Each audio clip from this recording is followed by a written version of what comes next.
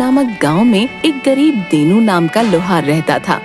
वो रोज लोहे के बर्तन बनाया करता था, लेकिन कई दिनों से कोई भी गांव का आदमी उसका बनाया एक भी बर्तन लेने नहीं आ रहा था,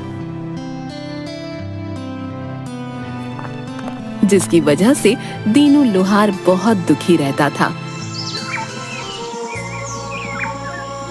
एक दिन लोहार आग के पास बैठा लोहे के बर्तन बना रहा होता है कि तभी गांव का एक आदमी जिसका नाम छेनू होता है, दीनू के पास आता है। अरे ओ भैया, कैसे हो दीनू भाई? अरे बड़े दिन हो गए हैं भैया, गांव के बाजार की तरफ आते नहीं हो। सब ठीक तो है भैया? अरे भाई क्या बताऊं, इतनी मेहनत से लोहे के बर्तन बनाकर बाजार जाता हूं, कोई गांव वाला खरीदता ही नहीं है भाई। कई दिनों से एक भी पैसा हाथ नहीं आया भाई। ऐसे में मैं क्या करूं, मुझे कुछ समझ नहीं आ रहा है। अरे भाई दीनू लोहार, अब गांव वालों को तुम्हारे हाथ के बनाए बर्तन पसंद नहीं आते हैं भाई। अब तुम भी क्यों मेहनत करते हो, जाने भी दो। अब भाई अब तुम्हारे हाथों में वो पहले वाली बात नहीं है। हाँ अच्छा, अब मैं चलता हूँ भाई।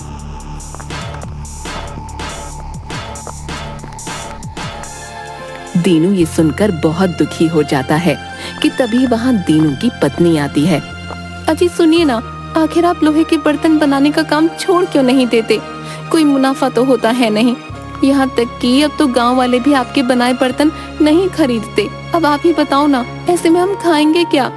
नहीं नहीं नहीं, मैं कुछ नहीं जानती, अब आप भी जाओ और कुछ नया काम देखो। हाँ लेकिन भाग्यवान, मुझे तो सिर्फ ये लोहे के बर्तन ही बनाने आते हैं, ऐसे में मुझे भला कोई और काम कैसे मिलेगा? लेकिन अगर तुम कहती हो तो मैं जाकर देखता हूँ, शायद कोई गांव वाला मुझे काम दे ही दे। जिसके बाद दीनू वहाँ से गांव की तरफ जाता है।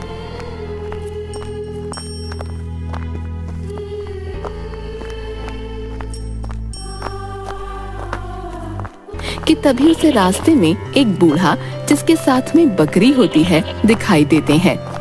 अरे ओ बेटा, मैं दूसरे गांव से आया हूँ। मेरे साथ मेरी 2 बकरियां थीं। मैं इन्हें मेले से लेकर आ रहा था, तो मेरी एक बकरी भागते हुए यहाँ आ गई भाई। मेरी मदद करो, न जाने मेरी बकरी कहाँ चली गई। अरे बाबा, तुम बिल्कुल भी दुखी मत हो, मैं तुम्हारी बकरी ढूंढने में मदद करता हूँ। तभी दोनों गांव में बकरी ढूंढने लगते हैं।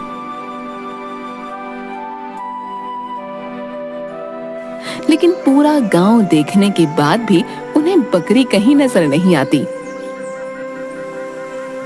दीनू और वो बूढ़ा अपनी बकरी के साथ शाम ढले जंगल में जाता है। तभी उन्हें बकरी के रोने की आवाज सुनाई देती है कि तभी वो देखते हैं कि जंगल में एक गड्ढे में उस बूढ़े की बकरी फंसी होती है। अरे भाई, ये इस गड्ढे में कैसे फंस गई? अरे कोई तो मेरी इस बकरी को बाहर निकालो। अरे मैं तो लाचार बूढ़ा हूँ, इस गड्ढे में से बकरी नहीं निकाल सकता। अरे मेरी प्यारी बकरी। कि तभी दीनू उस गड्ढे में कूद जाता है और बकरी को बाहर निकाल देता है। अरे भाई तुम्हारा धन्यवाद, अगर तुम ना होते तो मैं बेचारा बूढ़ा कैसे अपनी बकरी को बाहर निकालता। तुम बहुत ही अच्छे हो भाई। क्या मैं किसी तरह से तुम्हारी मदद कर सकता हूँ? दीनू लोहार उस बूढ़े को सारी बात बताता है।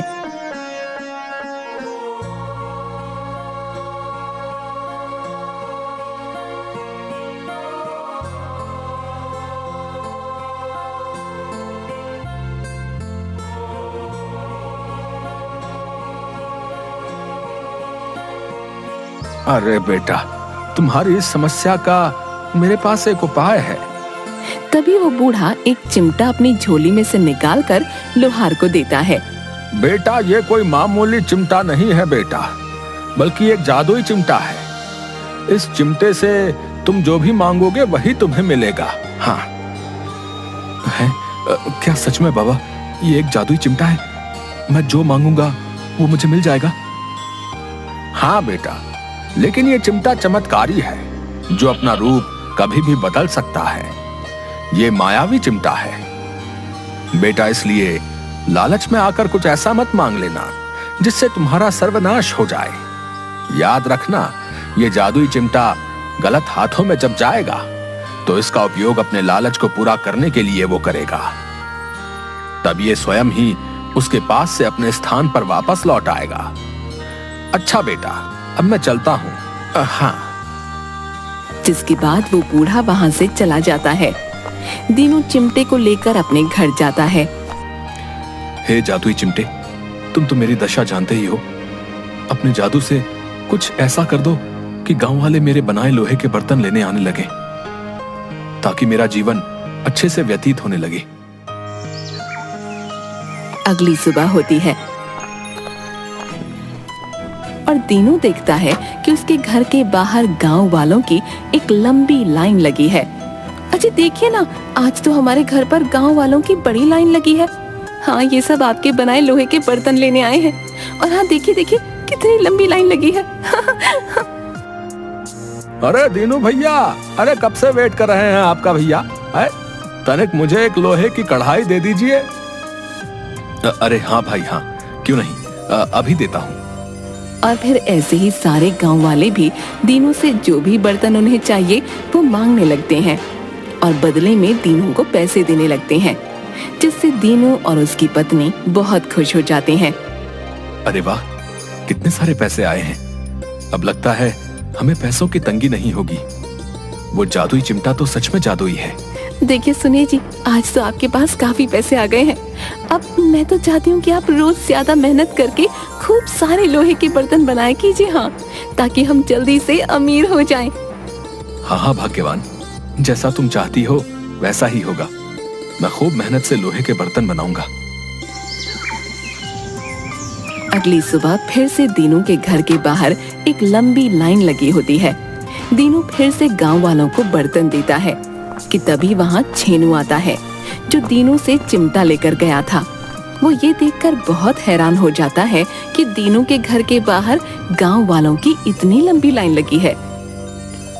अरे भैया, अभी कुछ रोज पहले पास से गुजर रहा था, तब तो ये दीनू लोहार रो रहा था कि मेरे पास अब कोई गांव वाला बर्तन लेने नहीं आता।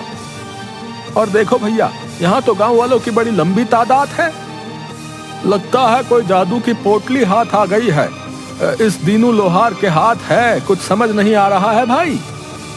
तभी वो छेनू दीनू के पास आता है और दीनू से कहता है, अरे ओ दीनू भैया, क्या भैया तुम्हारी तो काया ही पलट गई भाई है। अब देखो तो जरा, सब गांव वाले बर्तन लेने तुम्हारे ही पास आ रहे हैं भैया। हाँ हाँ भाई, अब ऊपर वाले की मर्जी है, कभी धूप तो कभी छाया। तभी वहाँ दीनू की पत्नी जादुई चिमटा अपने हाथ में लेकर आती है और दीनू से, अजी देखे ना, ये इतना सुंदर और चमकदार चिमटा मुझे हमारे घर में से मिला। आखिर इसे यहाँ कौन लेकर आया होगा जी? अरे अरे भाग्यवान, ये मेरा चिमटा है और आइंदा इस चिमटे को कभी हाथ मत लगाना, समझी? लाओ, दो मुझे मेरा चिमटा।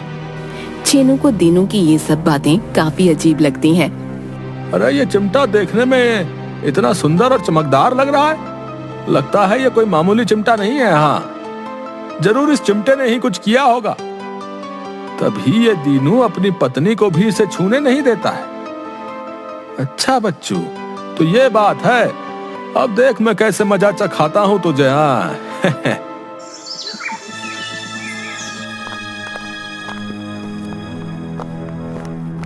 तभी छेनू रात के अंधेरे में दीनू के घर से वो जादुई चिमटा उठा लेता है। लेकिन जैसे ही जादुई चिमटे को वो अपने हाथ में लेता है, वो जादुई चिमटा एक मुर्गी के रूप में बदल जाता है। ये देखकर छेनू हैरान हो जाता है। अरे अरे भाई, ये कैसे हुआ? ये जादुई चिमटा अचानक से मुर्गी कैसे बन गया? मेरी तो कुछ समझ में नहीं आ रहा भैया। कोई बात नहीं, चिमटा ना सही, मुर्गी ही सही। तभी छेनू उस मुर्गी को एक रस्सी से बांध देता है। नहीं नहीं, मैं तुझे ऐसे नहीं जाने दूंगा। हाँ, मुझे ये तो समझ आ गया है कि तू कोई साधारण चीज नहीं है। कभी चिमटा, कभी मुर्गी, है कुछ भी बन जाता है। मुझे बेवकूफ समझता है तू? अब देख तू मेरी समझदारी। हाँ, अरे ओ जादुई मुर्गी, मुझे सोने की 100 मोहरें चाहिए, समझी? क्या तू दे सकती है मुझे? उसके ऐसे बोलते ही सोने की 100 मोहरें उसके पास आ जाती हैं और वो बहुत खुश हो जाता है। अरे वाह वाह वाह, सोने की इतनी सारी मोहरें, हाय हाय हाय, अब तो मुझे धनवान होने से कोई नहीं रोक सकता है भैया। एक काम करता हूँ, इन सोने की मोहरों को छुपा के रख लेता हूँ। हाँ, अगर किसी ने देख लिया तो मुश्किल हो जाएगी भैया। वो एक घड़े में सोने की मोहरें छुपा देता है। अब छेनू रोज उस मुर्गी से 100 सोने की मोहरें मांगता और उसे घड़े में छुपा देता। अरे वाह वाह वाह, अब तो मेरा ये घड़ा सोने के मोहरों से भरने ही वाला है। चलो चलो ठीक है, अब इसे छुपा देता हूँ। अभी कल उस जादुई मुर्गी से एक साथ बहुत सारी सोने की मोहरें मांग लेता हूँ। हाँ, अब मुझे और सब्र नहीं होता।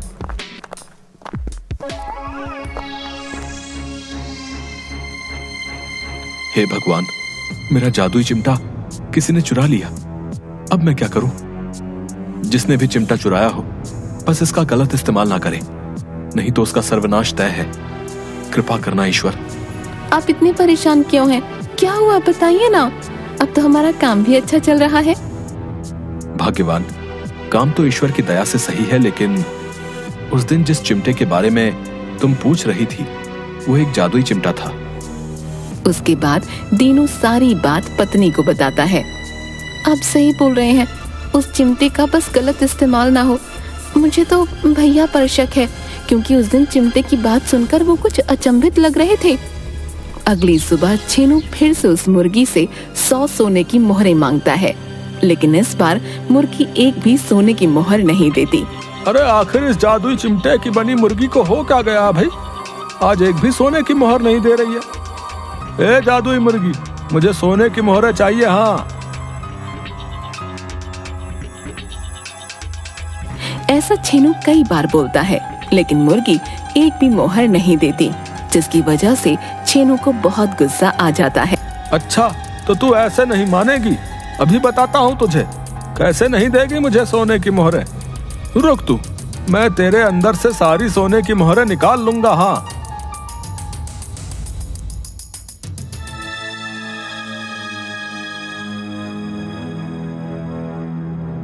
उसके बाद छेनू एक बड़े से चाकू से मुर्गी का पेट फाड़ देता है और उसके बाद हैरान रह जाता है। अरे भाई, वो मुर्गी कहाँ गायब हो गई? और इस मुर्गी के पेट के अंदर ये चिमटा कैसे आ गया भैया? ये तो मायावी मुर्गी थी। नहीं नहीं, मायावी चिमटा था भाई। और तभी छेनू की झोपड़ी में आग लग जाती है। छेनू चिल्लाने लगता है।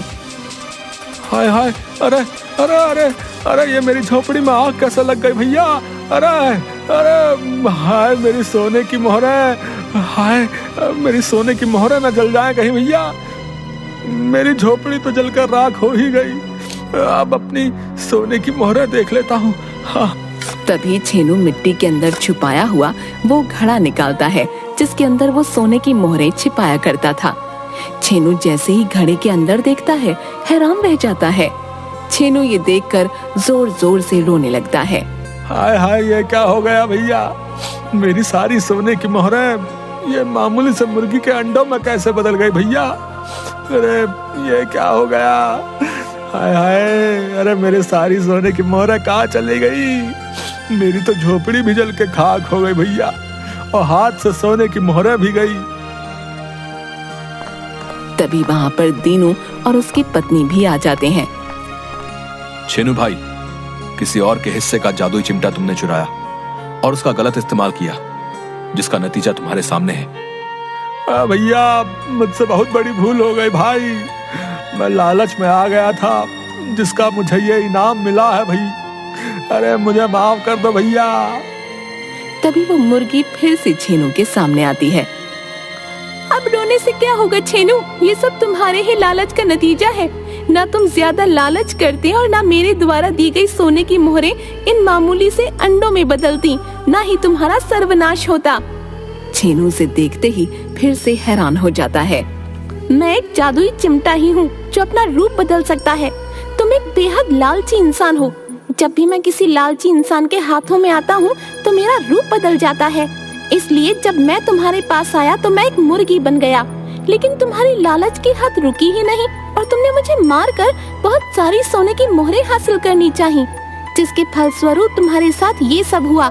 अब मैं जादुई चिमटा तुम्हारे पास से हमेशा के लिए चला जाऊंगा, लालची इंसान। जिसके बाद वो जादुई चिमटा मुर्गी से अपने असली रूप चिमटे में बदल जाता है और वहाँ से गायब हो जाता है। अरे मैं अपने लालच में क्या कर बैठा, अपने हाथों अपना ही सर्वनाश कर लिया भैया। हाय हाय, मुझे लालच नहीं करना चाहिए था, मेरा लालच मुझे ही ले डूबा भैया।